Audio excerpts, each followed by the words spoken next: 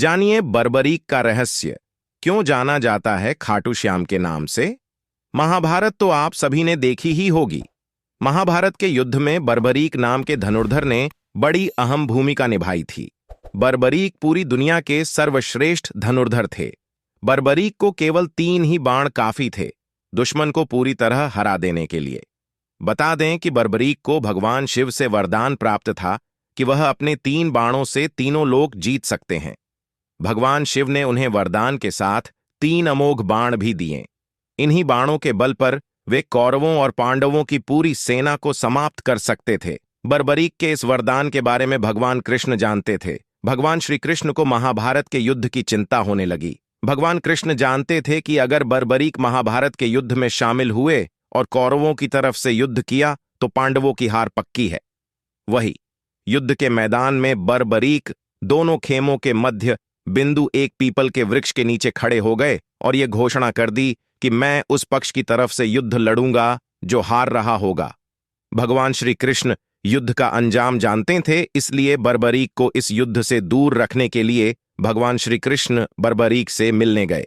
बर्बरीक से मिलने जाते समय उन्होंने एक ब्राह्मण का रूप धर लिया था और बर्बरीक युद्ध के लिए निकल ही रहे थे कि तभी उसके शिविर के द्वार पर पहुंच गए और दान मांगने लगे। और बर्बरीक के तरकश में केवल 3 तीर थे। उन्हें देख कृष्ण ने उनका मजाक उड़ाते हुए कहा कि केवल 3 तीर और चुनौती दी।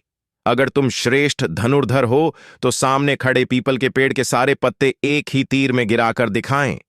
बर्बरीक श्री कृष्ण की बातों में आ गए और तीर चला दिया, जिससे कुछ क्षणों में सभी पत्ते गिराकर तीर श्री कृष्ण के पैरों के पास चक्कर लगाने लगा।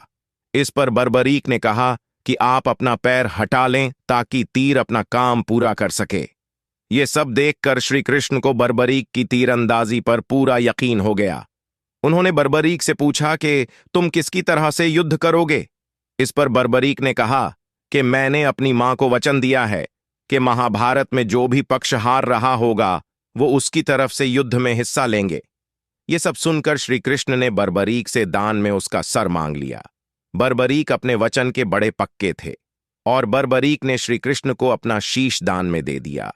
आपको बता दें, बर्बरीक ने अपना शीश दान देने से पहले भगवान श्री कृष्ण से एक विनती की कि आप मुझे एक बार अपना असली रूप दिखा दो। श्री कृष्ण ने बर्बरीक की ये बात मान ली। बर्बरीक ने महाभारत का युद्ध देखने की इच्छा जाहिर की। तब श्री कृष्ण ने बर्बरीक का सिर पास ही एक पहाड़ी पर रख दिया। बता दें, इस पहाड़ी को ही खाटू कहा जाता था। बर्बरीक ने पूरे महाभारत का युद्ध इसी खाटू पहाड़ी से देखा था।